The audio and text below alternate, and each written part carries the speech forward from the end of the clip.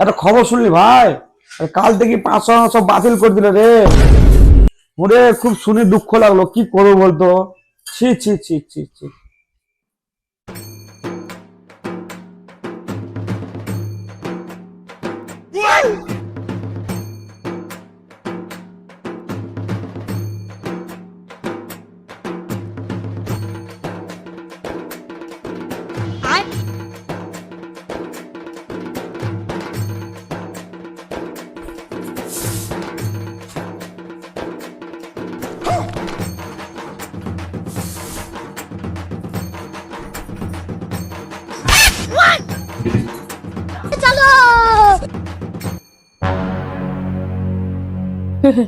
বলছে এই পয়সা কটা আমাকে ব্যাংক থেকে কালকে চেঞ্জ করে দিও ওখানে।